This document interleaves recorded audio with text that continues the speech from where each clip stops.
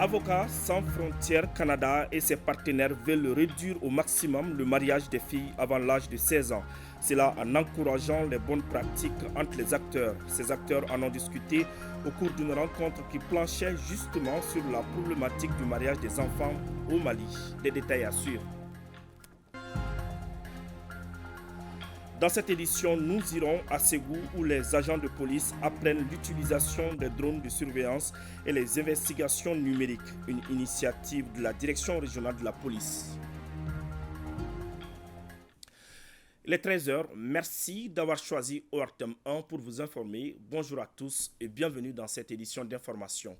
Tout d'abord, le ministre des Affaires étrangères et de la coopération internationale, Abdoulaye Diop, est à Lomé où il a pris part au forum sur la paix et la sécurité. Le thème de cette rencontre est « Quel est le rôle des organisations internationales pour accompagner les transitions ?» Le ministre Diop, dans son intervention, a fustigé ce qu'il appelle l'incapacité de ces organisations à gérer les problèmes de l'Afrique. Je vous propose un extrait de son intervention.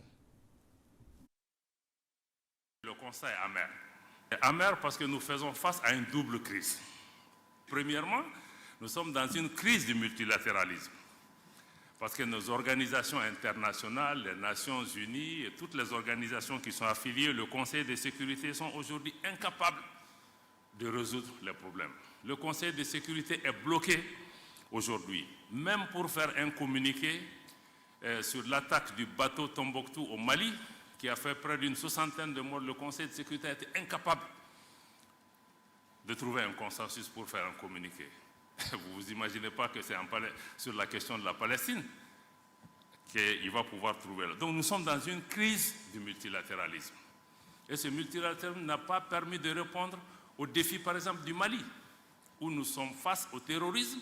On nous propose une opération de maintien de la paix dans une zone où il n'y a pas de paix à maintenir. Pendant 10 ans, on a entretenu la menace, mais elle n'était pas adaptée. Au Sahel, c'est pareil.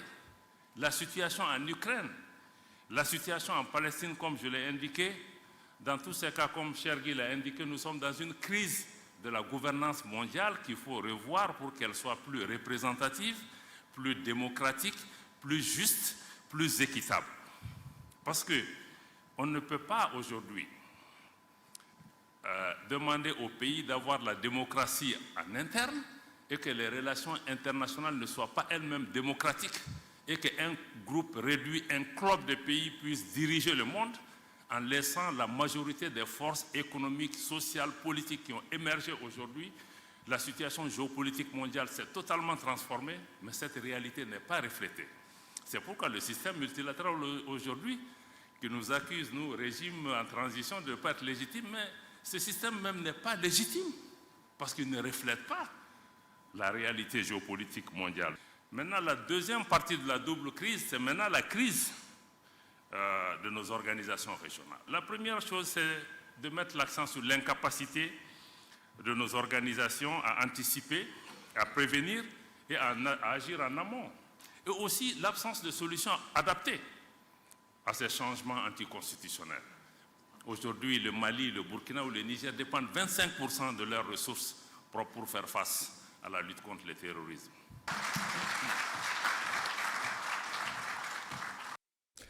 Retour à Bamako, Avocats sans frontières Canada a initié un panel sur la problématique du mariage des enfants au Mali.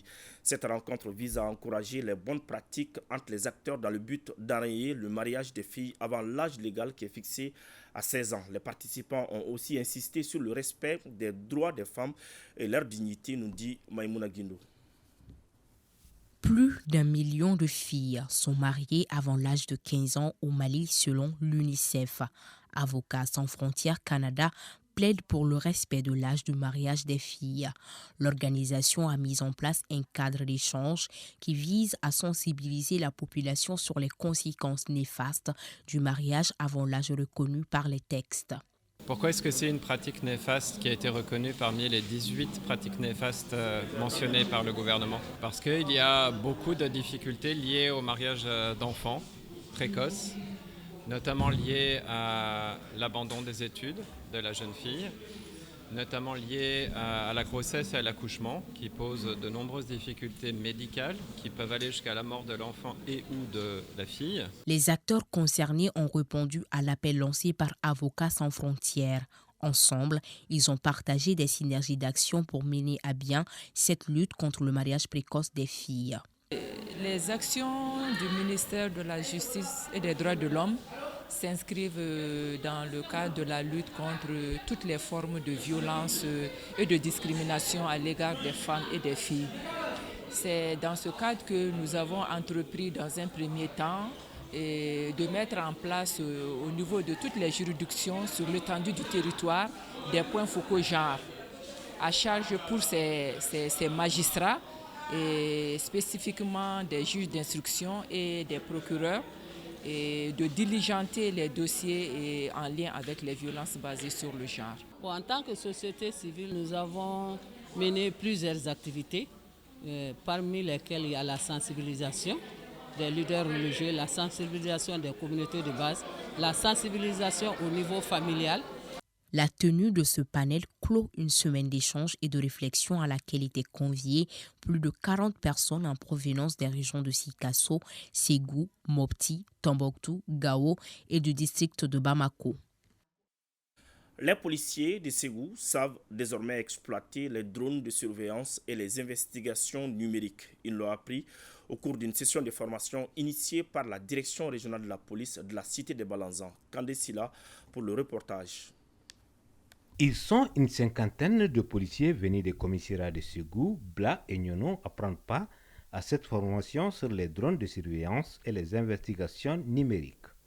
Une formation initiée par la direction régionale de la police de Ségou en partenariat avec l'entreprise Millennium Technologies. Permettra de combler les lacunes relatives en matière d'investigation numérique, à savoir la traçabilité des téléphones, ordinateurs et portables volés, la localisation des numéros de téléphone et adresses IP, la récupération des fichiers supprimés et utiles dans les enquêtes de police judiciaire, la localisation en temps réel des appels téléphoniques sur toute l'étendue du territoire national. Cette initiative va sans nul doute permettre d'optimiser les capacités opérationnelles des participants. Les drones de surveillance sont devenus des outils incontournables dans le domaine de la sécurité.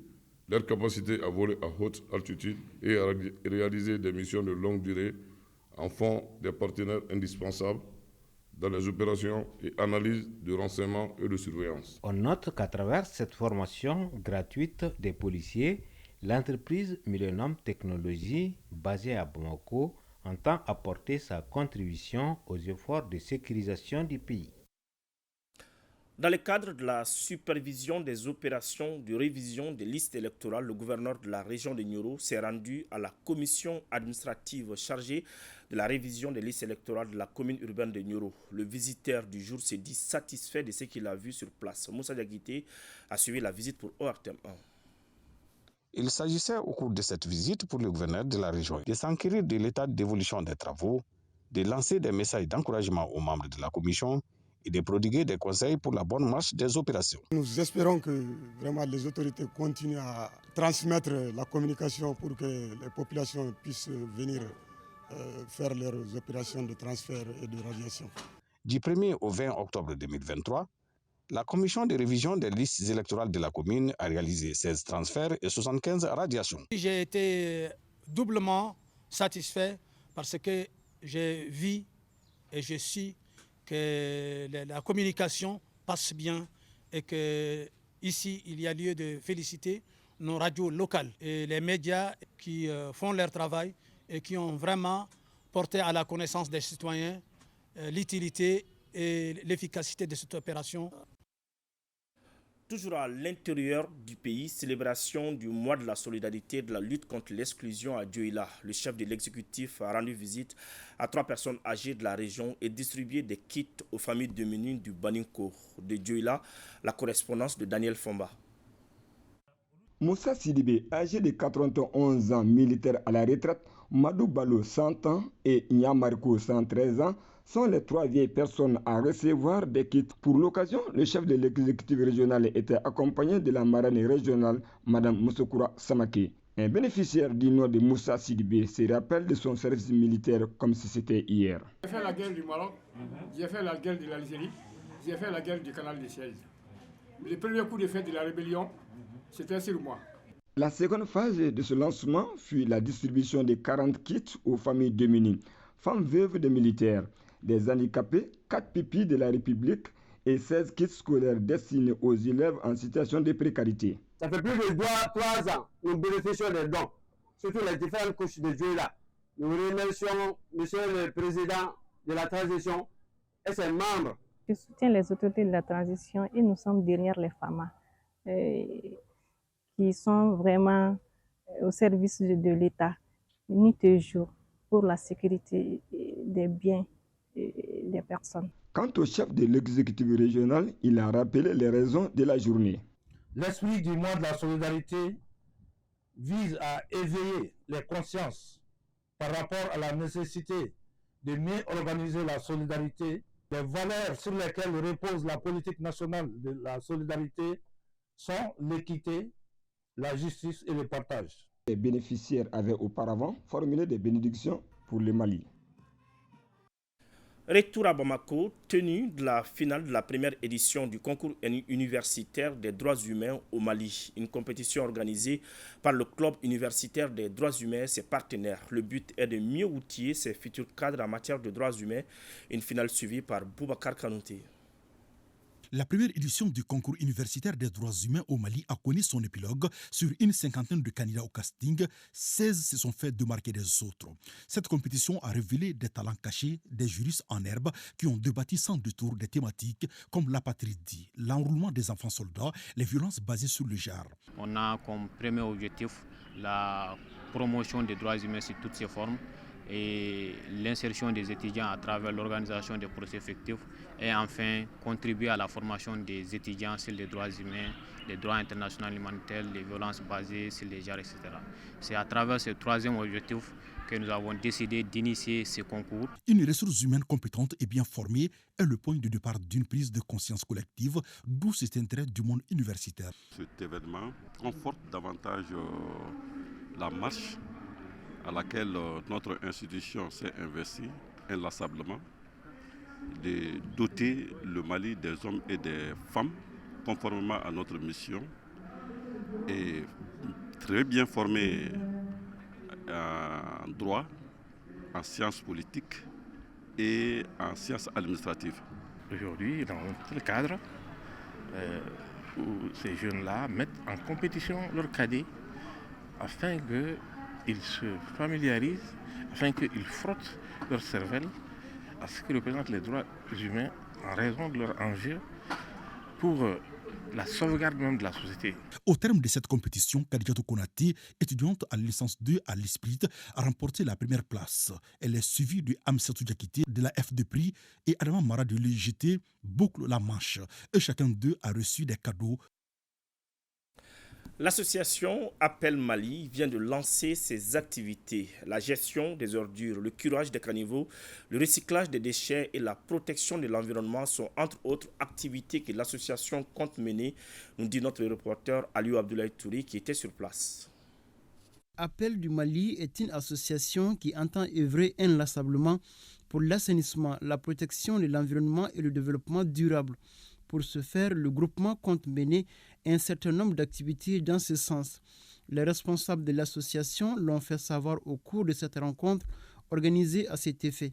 Étant l'un des plus grands pays d'Afrique de l'Ouest, ne sera jamais développé durablement en tant qu'on n'investira pas dans l'assainissement. Aujourd'hui, l'image de notre pays, l'image de la capitale malienne nous interpelle tous. Très belle initiative à laquelle notre département adhère, parce que le ministère de l'Entrepreneuriat national, de l'emploi et de la formation professionnelle est là pour réfléchir à toutes les stratégies, toutes les solutions, explorer toutes les pistes de solutions pour en tout cas trouver le maximum d'emplois pour les jeunes, et même au-delà, à l'échelle du Mali. L'ambition des responsables de la jeune association est d'inciter les partenaires à adhérer au projet.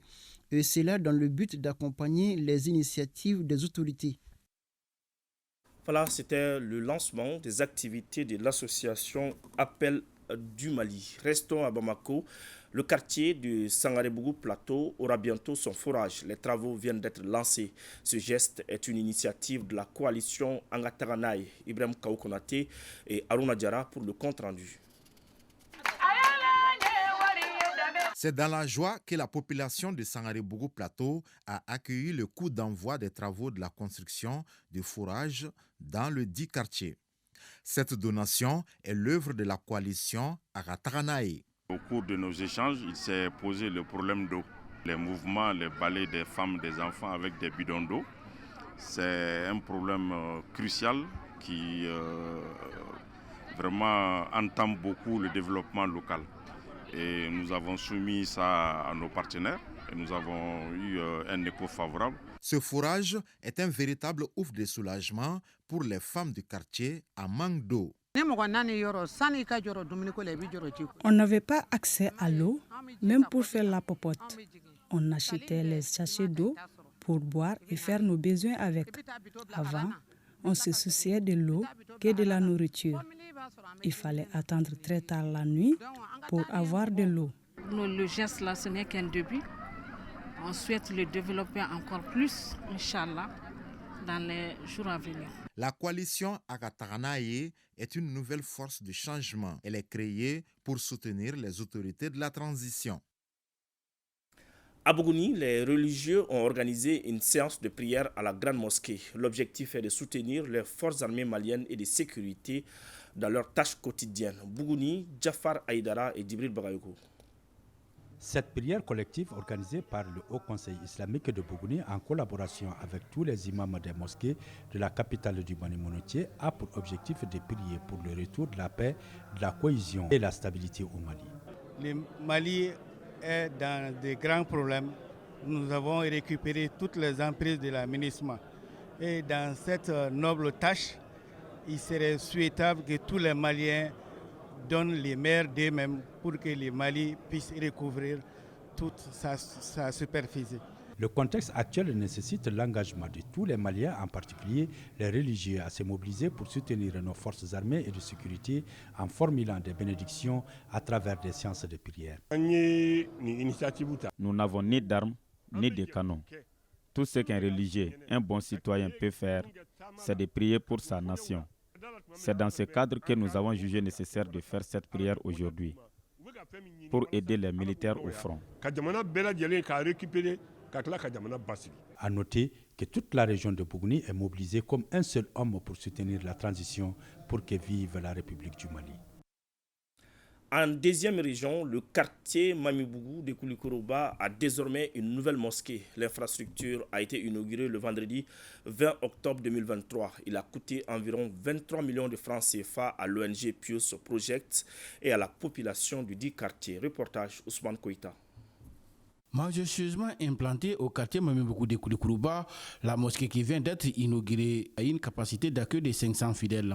Elle a été financée à environ 23 millions de francs CFA par l'ONG Pius Project ou appui au projet et la population de Mamibougou. La construction de cette mosquée est la concrétisation d'un vœu longtemps souhaité par les populations de cette localité. En tant que musulman, si vous avez les moyens d'apporter votre contribution pour pouvoir honorer l'islam, c'est un devoir d'un bon musulman.